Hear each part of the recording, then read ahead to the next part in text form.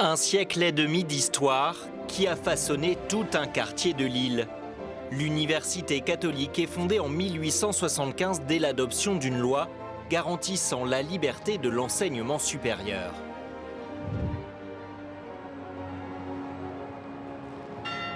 Depuis, 350 000 étudiants ont fréquenté ce chapelet de bâtiments, allées et jardins remarquables. Le parti pris de l'architecte, ça a été de faire un campus un peu à l'anglaise. Il y a ce style néo-gothique. Et quand on dit campus, c'est-à-dire un lieu de vie pour les enseignants et les étudiants.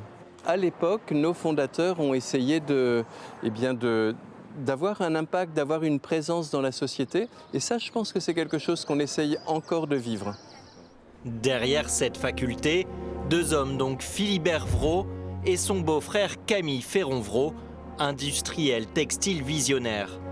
Ils achètent 4 hectares de terrain de ce quartier Vauban pour 650 000 francs, avec le soutien de 8 000 donateurs. Une source de financement essentielle encore aujourd'hui et qui se retrouve aussi parmi ses plus belles archives. C'est un don, j'ai envie de dire, en nature à l'époque pour fonder une université. Le premier bâtiment d'ailleurs de l'université, ça a été la bibliothèque. Le premier bâtiment qui a été construit sur le boulevard Vauban, la bibliothèque, puis après le palais académique. Et donc on a ici un ouvrage rare, on en a aujourd'hui 32. On a 32 incunables à l'Université catholique de Lille et on n'en a pas non plus 5000. 32, c'est une partie de notre trésor aujourd'hui dans cette université. Voilà. Une philanthropie parmi les valeurs fortes du catholicisme social dont cette université est imprégnée.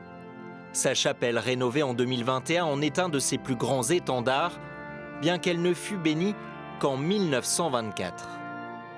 En fait, on a construit l'hôtel académique, qui est vraiment le bâtiment historique. Et effectivement, la priorité était tout d'abord les résidences étudiants. L'idée, c'était de pouvoir accueillir des étudiants hors région. Et ensuite, les salles de cours. Et après, tout doucement, on est venu effectivement à la chapelle. Mais en attendant que cette grande chapelle soit là et accueillante, il y avait une petite chapelle malgré tout pour accueillir les étudiants qui le souhaitent. Une chapelle à fonction évidemment cultuelle, mais aussi culturelle, entre autres. Dans le passé, il y a eu d'autres utilisations qui ont parfois marqué les anciens. Notamment, il y a beaucoup de gens qui nous disent « j'ai passé des examens dans cette chapelle et on avait très froid ». 42 000 étudiants fréquentent désormais l'Akato chaque année, quelles que soient leurs convictions religieuses, tous marqués par le poids de l'histoire qui les entoure. C'est très américain un petit peu, ça fait vraiment belle université. Ça permet de diversifier un petit peu, même ne serait-ce que dans l'île, dès qu'on arrive dans le campus Vauban, ça a tout de suite son histoire et son charme. C'est pas vieillot, je dirais pas ça, mais ça se voit que c'est un peu plus ancien. En tout cas, c'est chouette, ça fait un peu de patrimoine à voir. On se dit quand même qu'on passe derrière beaucoup de monde et qu'il y a quand même beaucoup de moyens qui ont été mis en place pour qu'on en arrive là aujourd'hui. Et du coup, on est quand même vraiment reconnaissant de tout ça. Un cadre d'études apprécié à l'instar de ce jardin botanique, outil pédagogique pensé dès 1885 pour la faculté de médecine, mais également lieu de détente. Vraiment également cette inspiration monastique, vous voyez, avec ces longs couloirs dans les bâtiments, également ces nombreuses courelles, également ces nombreux jardins. Ça fait partie intégrante de l'identité de l'université et très clairement, ça profite en fait au bien-être général. C'est quand même incroyable, hein, Étienne, parce que on a retrouvé ça dans les sous-sols de la fac des sciences. Ou quand une lunette astronomique en cache une autre. L'observatoire construit au sommet de l'hôtel académique en 1889 était à l'abandon depuis plus de 3 décennies. Pour ses 150 ans, l'institution lui a offert une seconde jeunesse.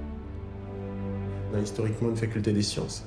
Et puis on a la chance d'avoir une forme de professeur tournesol. Ici, on a un astrophysicien qui n'a pas 40 ans. Donc avec lui, on va pouvoir se servir de la lunette. Et puis évidemment, un lieu comme celui-ci, c'est un lieu inspirant. On prend de la hauteur, on peut voir loin, on peut voir la cité. Ça, c'est le mécanisme d'origine qu'on a totalement restauré.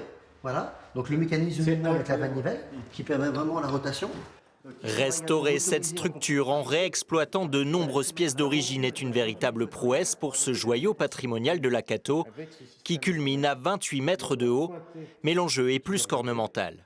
Notre patrimoine, il n'est pas destiné à être recourbé et uniquement regroupé sur nous-mêmes, mais vraiment de s'ouvrir au monde et de le partager. Donc l'Observatoire, nous aurons à cœur de le faire visiter et de partager toutes les expériences astronomiques qui pourront s'y dérouler.